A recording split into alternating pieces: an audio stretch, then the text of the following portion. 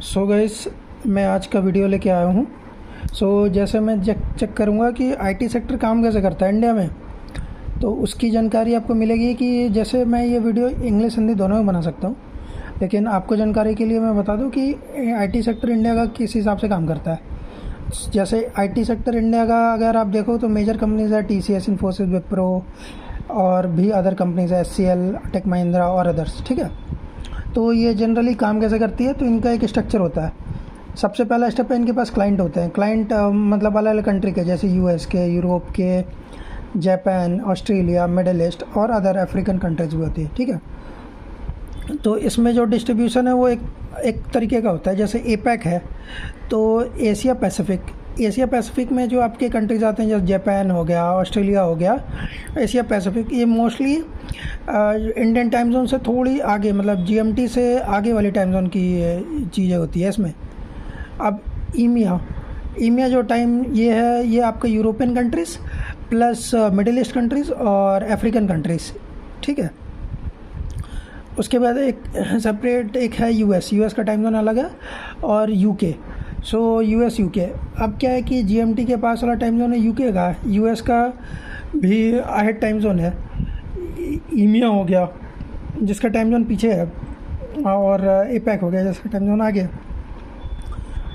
तो इन अलग अलग कंट्रीज़ के अलग अलग प्रोजेक्ट्स होते हैं, अलग अलग काम होते हैं। जैसे बैंकिंग के सेक्टर हो गए, इंश्योरेंस के सेक्टर हो गए, हेल्थ केयर के सेक्टर हो गए, फिर एविएशंस के सेक्टर हो गए, पोर्ट्स के सेक्टर हो गए, या अलग अलग ऑयल रिफाइनरीज के सेक्टर हो गए। और हर सेक्टर में कुछ ना कुछ आईटी का काम है, कुछ ना कुछ सॉफ्टवेयर प्रोडक्ट डेवलप हो रहा है, या फिर कुछ क्लाउड के प्रोडक्ट्स डेवलप हो रहा है, काम हो रहा है। तो वो सबके काम है। ठीक है,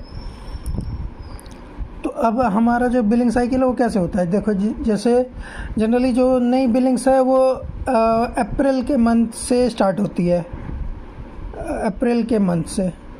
ठीक है, अब और जनरली मार्च तक की क्लोजिंग में जो बिलिंग साइकिल है वो कोऑर्डिनेट और कोरिलेट, मतलब कोऑर्डिनेशन होकर वो रिजॉल्व हो जाती है।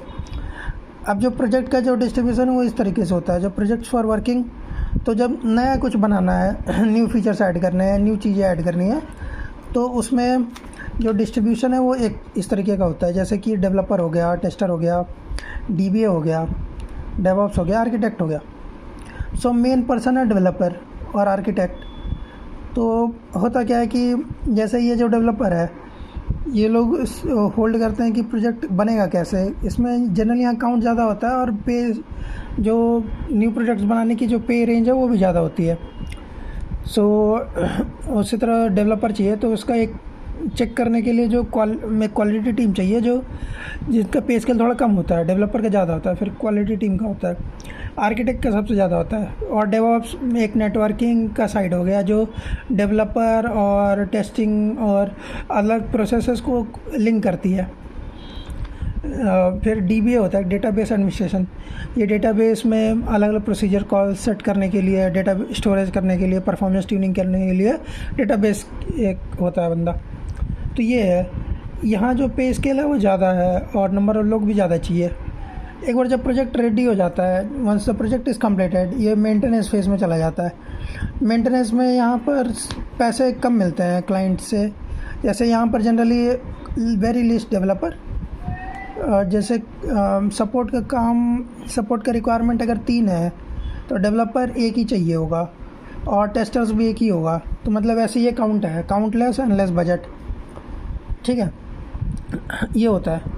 फिर जब हम आगे बढ़ते हैं तो क्लाइंट्स, और फिर अगर हम आगे अगला स्टेप ले, जैसे क्लाइंट्स इंडियन कंपनी, क्लाइंट पे पर आवर के बेसिस पे बिलिंग होता है, और पर मंथ फॉर एम्प्लॉय जाता है। ठीक है, company generally 20 to 30% profit margin रखती है। ठीक है, और पे स्केल ऑफ अदर कंट्रीज, हाँ एक्चुअली ये रीज़न क्यों हमारे पास इंडिया के अंदर क्लाइंट में काम, मतलब क्लाइंट के पास काम क्यों आता है इंडियन ऑरिजिन के पास, क्योंकि पे स्केल का डिफरेंस है, सैलरी कम होती है। इसीलिए वो कम, मतलब इंडियन लोगों की सैलरी कम होती है, पे स्केल कम होता है, इसीलिए इंडिया में काम ज़्यादा आता है। और जबकि अदर कंट्रीज़ में क्या है, पे रेंज ज़्यादा है, मिनिमम बजट ज़्यादा है, तो इसीलिए वहाँ पर नहीं जा पाता कम। तो ये रीज़न है। फिर क्या है कि 3 टाइप्स ऑफ डिस्ट्रीब्यूशन है। अब डिस्ट्रीब्यूशन क्या है कि जैसे एक बहुत इंपॉर्टेंट पॉइंट है कि पे स्केल मनी ट्रांसफ़र कैसे होता है क्लाइंट से और इंडियन कंपनीज़ के थ्रू, क्लाइंट और इंडियन कंपनी के थ्रू। तो मैं जैसे क्लाइंट है और यहाँ पे इंडियन आईटी कंपनीज़ है, ठीक है, तो इंडियन आईटी कंपनीज़ है, क्लाइंट है। सो यहाँ 3 टर्म में डिस्ट्रीब्यूशन होता है। 30% मनी डिज़ाइन करने के लिए होता है, फिर 40% डेवलपमेंट करने के लिए, और फिर 30% आफ्टर डिलीवरी। फिर 30% जो होगा वो आफ्टर डिलीवरी होगा। डिज़ाइन के टाइम पे 30% मनी, मतलब उसके बाद जब डिज़ाइन और ये सब रेडी हो गया, 40% डेवलपमेंट के बाद, और जब कंप्लीट डिलीवरी जाता है 30%। तो ये है। सो ये है ओवरऑल एक काम कैसे करता है कंपनी और इंडियन आईटी कंपनी और क्लाइंट के through. So more information IT sector के अराउंड और टेक सेक्टर जॉब्स के अराउंड, और कोरिलेशन कि इंडियन आईटी सेक्टर वोलेटाइल क्यों है, कैसे उसका बाहर का काम का इम्पैक्ट ज़्यादा इंडियन सेक्टर में पड़ता है। इसीलिए ये सब भी कारण है कि प्रोजेक्ट्स नहीं आएंगे तो फिर वो बिलिंग नहीं बनेगी, तो इसीलिए जॉब लॉसेस होते हैं थोड़े। तो ये सारे रीज़न्स है। तो जो भी लड़ाई चल रही है, चाहे युद्ध चल रहा है, तो वो अगर मनी डिस्ट्रीब्यूशन बहुत इंपॉर्टेंट है क्योंकि हर चीज़ एक दूसरे से लिंक्ड है। तो ये चीज़ है। ठीक है, ओके, आज के लिए इतना ही। Thank you. rebuild for future for our admiration. Thank you.